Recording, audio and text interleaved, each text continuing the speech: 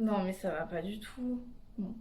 Bonjour à tous, j'espère que vous allez bien. Aujourd'hui je reviens dans une nouvelle vidéo, on découvre des femmes ensemble, je suis trop contente, on va parler de 4 nouvelles femmes, ça me réjouit trop, j'espère que vous aussi.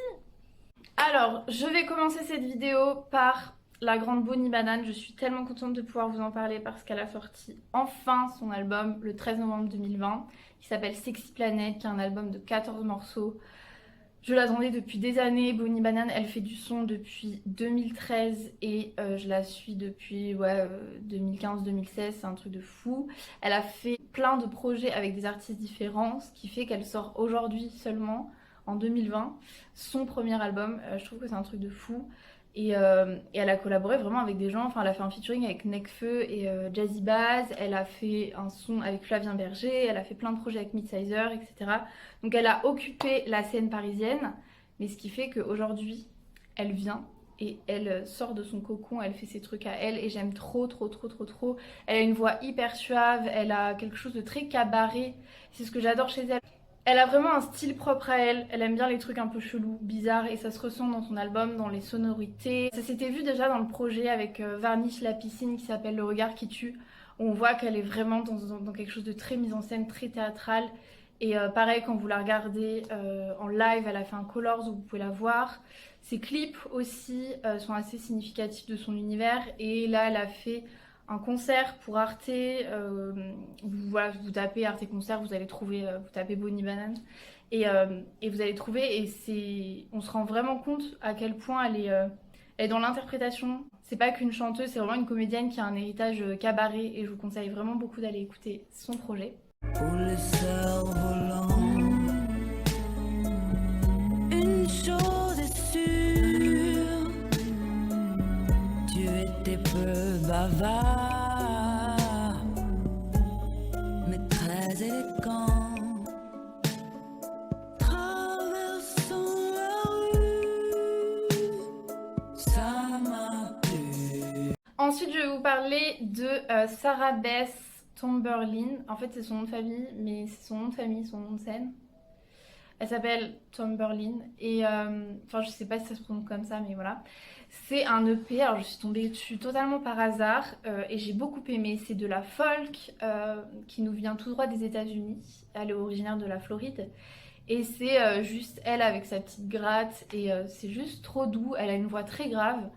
Et personnellement, j'ai beaucoup aimé. Elle écrit et compose ses sons toute seule. Et elle a sorti donc cet EP que j'ai écouté qui s'appelle Projection, qui est sorti en octobre 2020. Et elle a sorti un album en 2018 qui s'appelle At Weddings.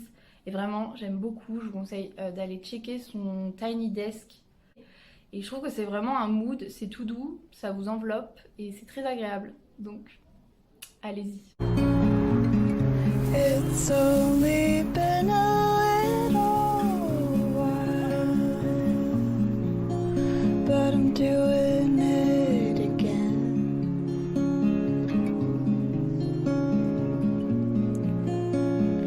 Holding on to ours.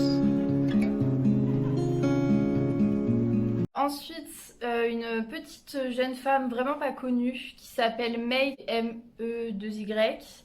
Elle est bruxelloise, mais elle chante qu'en anglais et elle a sorti son premier EP qui s'appelle Spectrum en 2020, là récemment.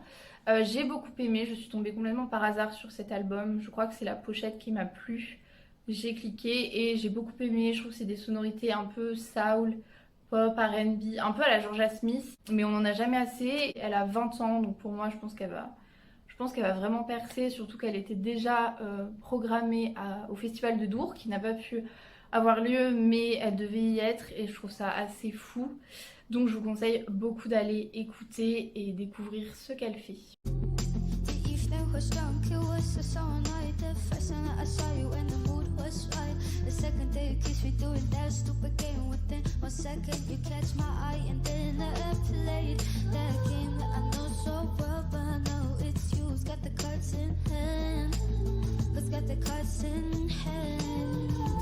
Pour finir, je vais vous parler d'une rappeuse, et pas n'importe quelle rappeuse puisque c'est une rappeuse russe. En fait, j'ai une passion secrète pour le rap russe que je nourris de temps en temps. Et là, je suis trop contente, j'ai découvert une femme et elle s'appelle Anikv. Alors, enfin, je sais pas s'il faut prononcer chaque lettre ou s'il faut prononcer Anikv, quelque chose comme ça.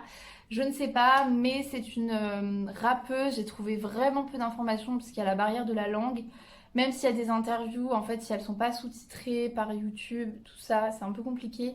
Donc, j'ai très peu d'anecdotes à vous raconter. Je sais juste qu'elle a commencé à sortir des trucs en 2019, qu'elle a collaboré avec Saluki, qui est un rappeur franchement connu. Je saurais pas le comparer avec qui en France, mais il a des sons avec 1 million d'écoutes, donc voilà. D'ailleurs, c'est un rappeur que j'adore. Elle a sorti son premier album le 15 mai 2020 qui s'appelle Starche et que je vous conseille beaucoup d'aller écouter, qui m'a beaucoup plu. Je trouve qu'il y a quelque chose de très sombre qui est propre au rap russe, mais en même temps, il y a un peu des vibes rappeuses afro-américaines, tout ça.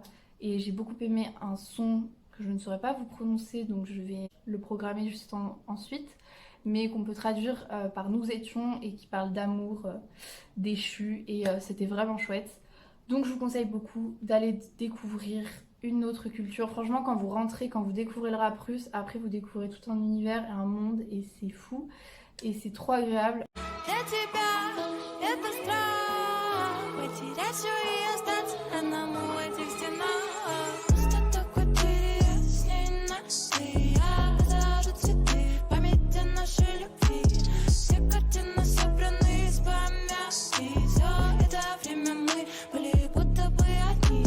Cette vidéo est maintenant terminée, j'espère qu'elle vous aura plu et qu'on va se retrouver très prochainement pour un nouvel épisode. D'ici là, prenez soin de vous.